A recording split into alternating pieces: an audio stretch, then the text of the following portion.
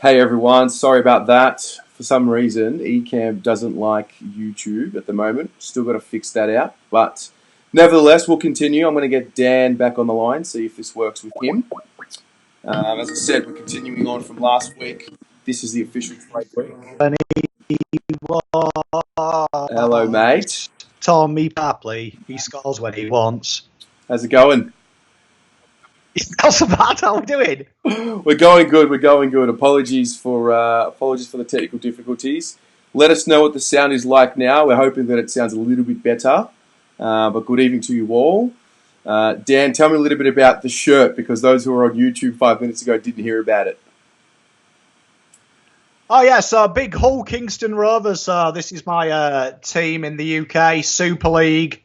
So our version of NRL. So they're a team very similar to Carlton in the terms of were mighty successful back in the day, falling on hard times at the moment. But yeah, give me a lot of pleasure, the old Kingston Rovers. We just avoided relegation this year. So another year in the top flight where we belong. Beautiful, beautiful. I guess we should probably start the show and really just recap the John Nicholls Medal. Mate, why don't you kick things off? Tell us your experience. I'd say it was a tale of two emotions. One being proven wrong, and then one being humbled by people coming up to talk to us. So we got to meet the lovely Lana and the lovely John Stanford. We had a good chat with them, amongst others. That was beautiful to see. And my highlight was meeting Mitch McGovern, who's now like such a nice guy. Like, was real top bloke of Mitch. Yeah, it was good. I did enjoy the fact that I had to take a photo of the two of you, and you guys seem to enjoy each other's company. Yeah, well, I mean, it's two fat guys trying to lose a bit of weight, isn't it? So, best mates now, me and Mitch. 100%. All aboard the Mitch train. Dane, I'm going to try and get you in shortly, mate. But for some reason, apologies, YouTube just didn't work. It just didn't work. I think it's a 3 people thing, but I can't confirm that yet. Let's get stuck right into it. Maybe I should give a bit of my recount of the John Nicholls Medal. So it was like a dream come true for me as a little kid. Those are the type of nights you dream about being at. I spoke with a few players and had a few key conversations. Like Tom DeConning, for example, had a really good chat with him, and he had a really good break. Was really fresh. He spoke about how there's a group of 16 of the boys who are training at the moment, which is great to hear, and that includes Cripps. So it seems like they're right on the ball, getting the work in before the pre-season starts. I mean, for them, most of their programs have already begun, so it's just a matter of just continuing on with that. But it was just good to hear from him, and he's such a humble guy, and it's also good to hear about how the boys are training early, this time of the year, just to keep themselves fit and firing, because it's a massive pre-season coming up. So very excited to hear that. I think the other conversation that was notable was one I had with Josh DeLuca. He such a nice guy. He's just so humble, and he just gives you all the time of day. He kept it real, honestly. He kept it very, very honest with me, and he basically said he's just waiting to hear from the club, and it's not really a secret. Obviously he hasn't been offered a deal yet, so he's waiting to see what happens with the club, what happens at trade week, and it was an interesting insight, because he spoke about how he watches Twitter, he watches the trade news, he watches all these pages, and it's a little bit daunting for him, because he sees that Carlton are in the market for a small forward. He knows that he's been playing that small forward role. Then he went on to talk about a little bit about the transition from being a midfielder for the majority of his career, and what that's like mentally, transitioning from there to a forward role, because obviously as a midfielder it's see ball, get ball, play on instinct, whereas as a forward you've got to think a little bit more selflessly. You've got to create space for others, and Yeah, it was a really upfront and honest chat about where he's at, and it was just good to have that conversation. Yeah, top bulk is old Charles. Absolutely. Now, let's get cracking with the first item on the agenda, and it's going to be Charlie Curnow. We know that he was unfortunately injured with what seems to be an innocuous basketball mishap. Reports have gone everywhere. I'm just going to put an image on the screen of the Ricky Nixon tweet, which says that he was playing basketball with Cripps and Fisher during the week. He did his knee, and one of them had to put it back into place as it was dislocated. The knee blew up the next day, and he got it scanned without the club knowing. I mean, you just don't know about any of this, and if it's true, Ricky Nixon is pretty good at breaking news and being sort of in the know in the industry. But I don't know. What are your thoughts on this? If you're watching, what do you think about the Charlie Curnow injury? Are you angry? I think it's just more anger and being upset at the situation of losing him as opposed to what he did. What do you think, Dan? It's disappointing, but I mean, this is an issue he's had his entire career, the same type of patella injury. Yep. So, I mean, I don't know how true it is, but I was reading his draft profile, and he had a few issues at that point, and it was a question mark. So if it's something that they've put off until he's fully grown, now he's over the age of 21, biology says he stops growing, it may be something that can be purely rectified with surgery. Mm-hmm. But the players have got to have a life, and for Cripper to be doing that as well, you would suggest the club hasn't told him not to play basketball. I'm a different tack to what I've been reading, that he shouldn't play basketball. We want our players to keep fit. We want them to enjoy their downtime. I'd rather a player do his knee playing basketball in recreation than having a wrestling match with the mates out the front of their house when they're pissed. So it was going to happen. It's a good time for it to happen. We've got ages for him to recover. I'd rather it happen now than round two. Yeah, it's a good point. It probably just goes to show how bunged that knee really is, which is a bit of a scare because he's a power athlete. I think you were explaining this in our group the other day. He's a power athlete. He requires, a lot of spring in that knee, and it's just disappointing, especially when he lands on those big jumps. So, hopefully he gets it right. It's not ideal because he's one of our key players, and you think that if Carlton's going to be at their best, you're going to need him in the side. A big shout out for Graham. I won't give your surname away, but he put the best tweet ever, which was, I had a knee reconstruction and returned to work 6 weeks later. Why are they saying it won't be till Christmas is running? Just remember, stacking shelves at Coles, a little bit different to being an elite level athlete. So it's unfortunate these things happen though. And Charlie, we know what we get. To me, he's a surfer. A lot worse could happen. That's true. Peter Vlahos, good evening to you. He says Charlie will be right for January. No huge issue. Well, we hope so. Tracy, good evening to you. It's disappointing only because he has issues with his knees, but he's young and they need outside activities. It's just frustrating to hear he got injured, but that's life. Better now than January. Yeah, good call, Tracy. So that is Charlie Curnow.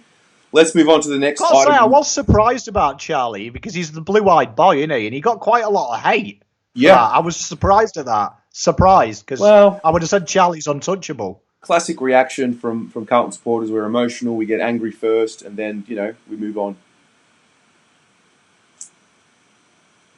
All right. Next up is Dan Butler. And we know that he was one of the people that we were interested in, during the season. And today was a fascinating experience for, just sort of following, trade week and the quotes that were coming out. And I want to talk about this because it seems like there's either a bit of a ploy here to confuse people and throw us off, or maybe throw the industry off, or there's a lack of communication. And I just want to run through why I'm saying that. So we look at two Two quotes here. So one from SOS, who's the head of list management, and one from Mick Agresta, who is our list manager. Now, SOS made it very clear about Dan Butler. He said he's not too sure how Dan Butler's name has come up. At this stage, he's not in our picture. And literally 15 minutes later, Agresta came on and he made the following quotes about Dan Butler. So he said, "We're still working through the Dan one. We catch up with a lot of players and managers and have some discussions. Although he was still playing, we just thought it would be the best time to lay all the cards on the table with Dan. We'll work through that over the next period as well. He's got to make a decision if he'd like to come to Carlton. To be fair, we haven't had any further discussion since our meeting a couple of weeks ago." That last quote is the important one because that quantifies the fact that, okay, maybe the conversations have stopped. But I thought it was a little strange just to see the messages just didn't get executed the same way. Did you feel the same? It's a tough one because it alludes to like three things, really. There's only three eventualities from this, right? And one is that they don't talk to each other and it's just incompetence at its highest. Yep. It's two. It could be two, which is that they're trying to throw people off the radar, which we're very good at doing. Let's be honest. I don't think anyone knows what's happening at Carlton. The trade rumours are so hard to pinpoint with Carlton. Like, we get linked with so many players. Or three, it's just literally Agresta tripping over his words. And I do feel that's what it is. With the way he quantified it at the end, that would allude to me he kind of realised what he was saying and had to put that safety net in. Yep. So, I mean, I think it was just really, if when you look at quotes, you can take a certain quote and make it worse. Like, I saw a few tweets and no one quantified the end, what he said, the actual ends that we haven't spoke to him for weeks. They just said, Agresta says yes, SOS says no. So, and then it all goes mad, doesn't it? It all goes mad. We had it last year with SOS, people putting words in Judd's mouth. It's a dangerous game. I mean, personally, I think he's always been the backup plan. Yeah. Butler has. I think he's always been a backup. Yeah, it's interesting. I mean, the way the trade radio guys were explaining it today, it was they were all pretty perplexed at how it all came up. So yeah. I don't know if it's just maybe there needs to be more communication with how they execute their message or what it is, but it just was a little concerning. And at the end of the day, I don't know where we sit with Dan Butler. That's the reality. What about you guys that are watching? What did you feel about the Dan Butler situation? Did you feel there was a miscommunication there? Were you confused? Let us know. Scott says Agresta was very vague. SOS was very direct about it, so I'd go with SOS. Where are we here? Sav wants us to believe in SOS. And a lot of Eddie Betts comments. So we'll get to them because he's a very popular figure. So Dan, are you still keen on going after Butler? Oh, I think Butler's definitely there. For me, I think the priorities at the moment allude to Martin, Papley and Betts. They look like the three we're actively working on to recruit. So for me, I think Butler's there probably as that backup or the icing on the cake pick if he's available. But I mean, I think Butler's kind of said it himself. He wants to stay at Richmond. Mm-hmm. So I'd imagine that would allude to me that SOS is on the money. Yep. Agresta just says a lot of words and not meaning. Mm-hmm. Whenever you hear him speak, he just beats around the bush. Yep. And I think that's what's happened. No, I think you're right.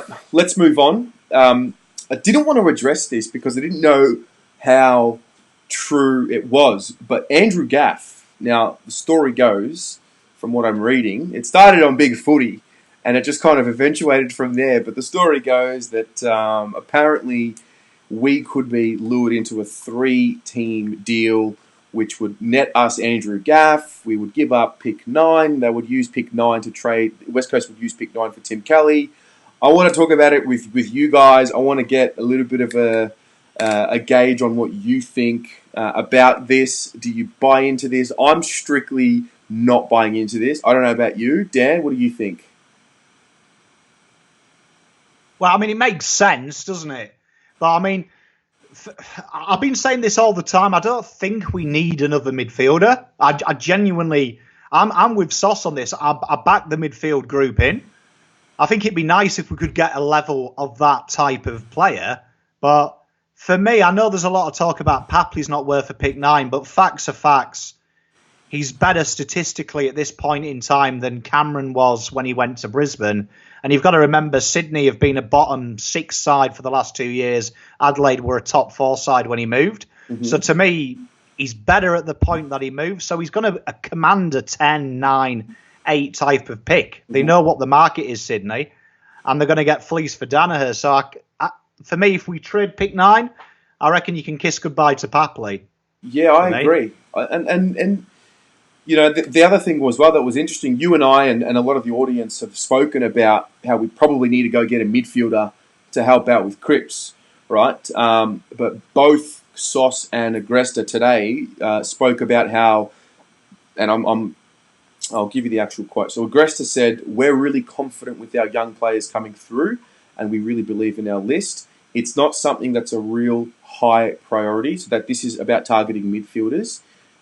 He said something might jump out in the next 9 days, but at the moment we've got a really strong belief in our own list. And that was one of the messages that Sauce was like spot on with as well. They both said the exact same quote in, you know, with various words that are a little bit different, but by and large the message was the same. There was no issue with the miscommunication there. So maybe Gaff is this other thing where they both were quoted as saying the other option that you never know might pop up at the last minute.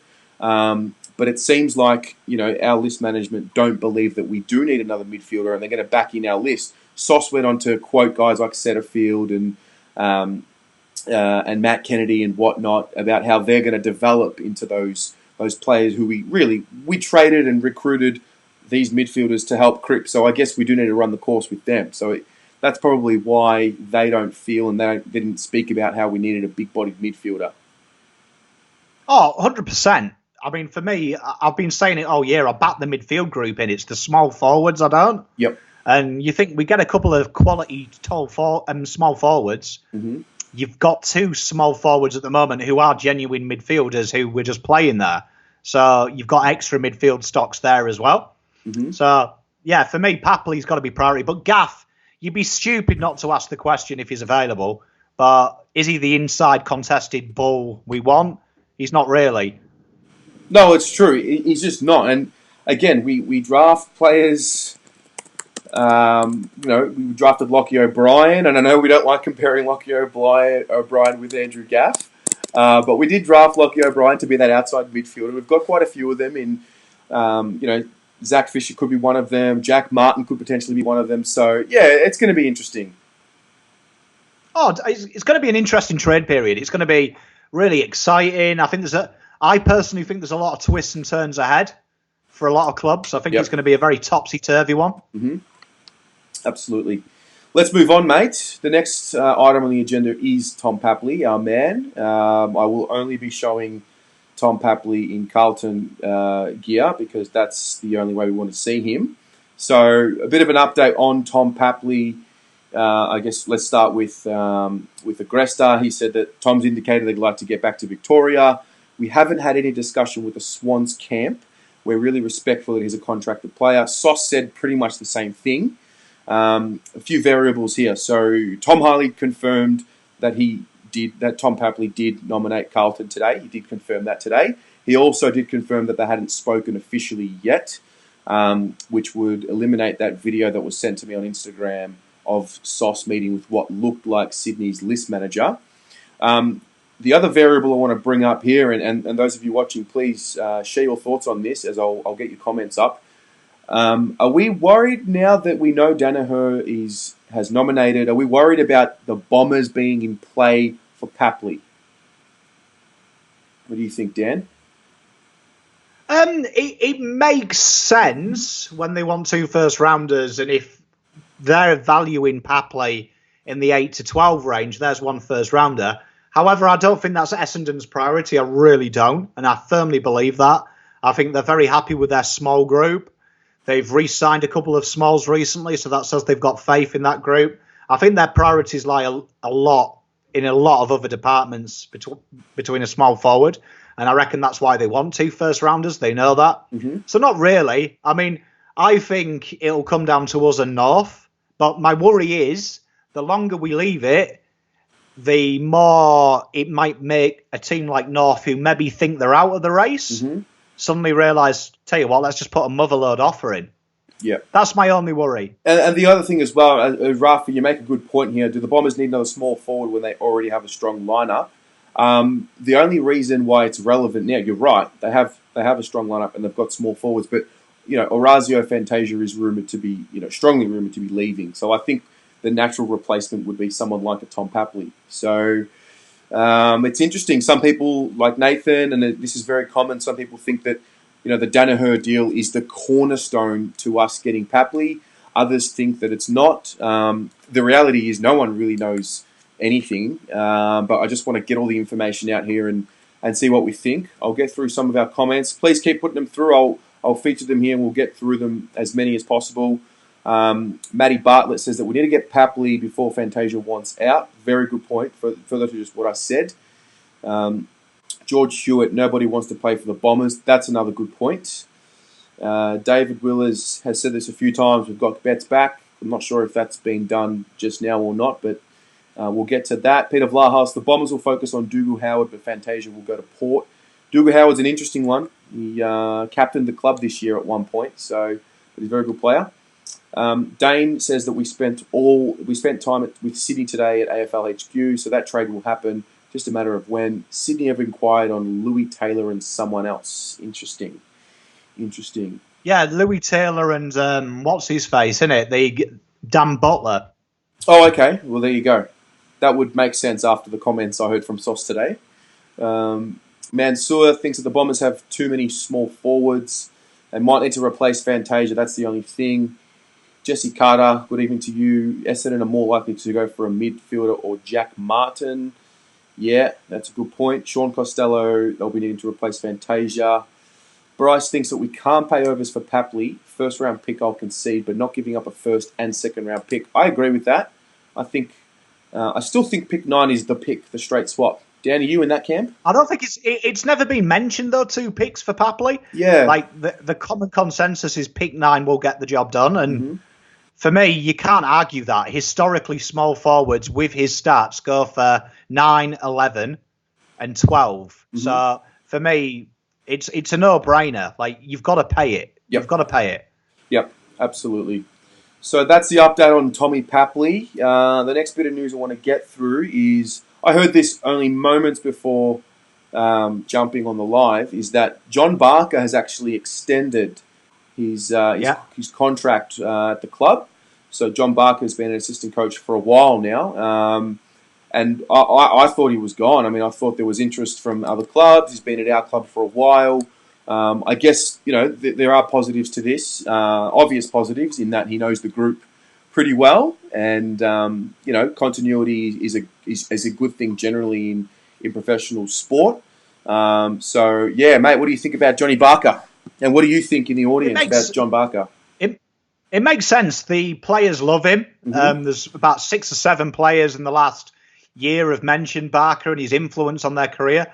So to me, regardless of our personal opinions on Barker, and he comes from the poison chalice of Carlton, the players love him. So to me, you want that continuity in the club. You want them coaches around that have rapport with the players. It creates a positive environment, and that's what we want. We've got a positive environment. Why change it too much? Yeah, I agree. I mean, it's not a big deal. I always felt strongly that I didn't want him to be our senior coach when he was in the mix, but I was pretty happy when I heard that he'd be staying. So yeah, I think it's nice for him, and it's obviously nice for his family. So good on him. The next one is it's always a popular topic, this fella, because he's such a revered figure. But Eddie Betts, we're gonna touch on him for a few reasons. We've got some exciting things coming up. Let's go to, I guess, just the update on Eddie Betts' situation. And some quotes came out today from both SOS and Agresta about Eddie Betts and why he's even in the mix. And I want to get everyone's thoughts on this. Agresta said the following. He said, Eddie's a unique one in that he's contracted and he's indicated also he'd like to get to Carlton. We think Eddie culturally can add a lot on and off the field. We'll have those conversations with Adelaide and get the best outcome for both clubs. SOS had a very interesting quote with that as well. So SOS said, we've had discussions with Adelaide. There's more than just football. Obviously, there's a leadership component. And I want to be really... Oh, he also mentioned that he wanted to be really respectful to Daisy, who's been an outstanding contributor, because the journos were asking him about the age demographic with letting Daisy go and bringing in Betts. So, yeah, the two things there are obviously the quotes about culture and leadership. Now, that's what they've obviously identified as, the value in bringing Eddie Betts back. Dan, I know you have a pretty strong view on the Eddie Betts situation. What do you feel about the leadership and the culture aspects of Eddie Betts? Yeah, well, I put it in the post the other night. Like, there's no doubt culturally he's going to have an impact on and off the field. What he brings, the name, he plays football the right way, big smile on his face, positive influence in the club. Great story for the young players because he's done it the hard way with his alcohol and his gambling addiction. He's a consummate professional now, so there's no doubt about that. But my stance hasn't changed in the terms of it can't cost a lot because he's not long term, and we can't pay the. I mean, at the moment it was reported today by the South Australian, his salary is $550, and Adelaide are refusing to budge. Oh wow! On paying his salary, and that is an awful lot of money for a player that's not going to be here. I'd rather save that money and pay someone $400K to get them over the line who are going to be there in the next flag. But no doubt getting away from it. Like I said, he's the icing on the cake type pick. Yep. And if we get Martin and Papley, brilliant player to have at the club. So my stance hasn't changed in that aesthetic at all. I'm with you when it comes to I flipped a little bit. I was strongly against Betts at the start. And then when I realised what it's actually going to cost, because the original reports were that it was going to be a late fourth-round pick and that Adelaide were going to pay the majority of his salary. So when I heard that in terms of what it's going to cost us, I thought I'm for it. You're right. It does depend on what we're going to have to give up and what the salary negotiation is going to be, because he is contracted and he wants to get out of it. And if I'm Adelaide, I don't know if I'm you're not wanting to pay the majority of a guy's contract unless they want to. I mean, because then you're not getting the salary dump, right? Oh, you've got to remember as well, like a big thing is they're going through a rebuild. They have everyone who's anyone at Adelaide have said they need to rebuild. They need to get youth in. That's why they're not bothered about these senior players leaving. They need a culture shift in that football club. So are they going to pay 300, 400K of a salary on a player that they've probably in their mind know he's the past? Yep. That they need to rebuild. They're where we were 3 years ago. Mm-hmm. So I'll ask Carlton the question, would you pay 300K if Daisy went back to Collingwood? Like, would you want to do that if it was 3 years ago? You probably wouldn't. And if you do, you're mad. Yep. You're watching the wrong sport. Yeah, it's a good point. So like to me, like there's the issue. If we can get him down, and I'm sure Eddie Betts will take a salary cut. I'm 100% sure he would do to come back to Carlton, because it's obviously a decision he's made for his family, his heart. He's put a lot of thought into it, so he probably wants to get here. Mm-hmm. But that's my concern. Like, how much is it going to cost us? Because $550 is a lot of money, and it's like I said, I got shot down 2 weeks ago when I said about Betts' salary. He signed a contract that was an extension and an increase. Yep. And when people were saying he's only on 300K, well, that's evidently the mark he left Carlton for. Remember, he's been there 7 years. It's got to be more than that. Has to. If it's an increase and it was documented as an increase, can't be less. No, it's a good point. Inflation's not that bad. It's a good point. I want to cut you off there. I want to cut you off there only because you're making some really good points and I want to save them. So for those watching, we're doing a new concept on Thursday night at 7 p.m. We're going to have a debate. I'm going to be mediating a debate between Dan and Riley. Riley's from the Queensland Carlton supporters group. He's a very experienced NEFL commentator, and we're going to have a debate live here. We'll do it on Facebook because we know there's not going to be any audio issues there. So we'll do it on Facebook. Basically, it's going to run like this. Dan's going to argue. The motion is Eddie Betts should come back to Carlton. And then the motion is going to be for or against. Riley will make the argument for Eddie Betts. Dan will make the argument against Eddie Betts. It's going to run like this. They'll both get 5 minutes to make their case. Then they'll both get 3 minutes to make a rebuttal on the other's argument. And then at the end of those two sessions, you, the audience, will get to decide whose argument has compelled you to vote either way. So I know that we did a poll last week and it was pretty convincing. So, Dan, you're going to be up for it. But I think I've read and I've listened to you talk about the situation, and you make a lot of sense with what you're saying. So I think it's going to be a cool little experiment. Well, it's got to be so much sense. It's got to change the shade of glasses from blue to clear. Big pressure here. Yep, absolutely. All right, guys, let's wrap it up. Short and sharp. We'll be back tomorrow at the same time, 7 p.m. Let me just get a quick rundown of what we spoke about tonight. For those of you who have tuned in a little late, you can always go back and watch it again. We spoke about Andrew Gaff and how we think it's just fake news. We don't believe that Andrew Gaff is actually someone that's going to be at Carlton, but there are other rumours there about him being part of a 3-team deal. We spoke about Dan Butler and the miscommunication, what seemed like a miscommunication between SOS and Agresta. We spoke about Johnny Barker, who's re-signed with the club to be an assistant coach. And then we also spoke about Eddie Betts. And, I'm sure you would have heard the debate we're going to have Thursday, 7 p.m. We're going to have the debate on Eddie Betts with Dan and Riley. Make sure you tune in tomorrow. We'll be back every night this week, apart from Friday. It won't be a live, but there'll be a video posted. So 7 p.m. every night this week. Tune in. You can flick over now. Go watch the Carlton Live boys. They probably started a couple of minutes ago. And so we'll go and enjoy them. Dan, thank you as always. And sorry for the technical issues on YouTube. Cheers, guys. Love you all.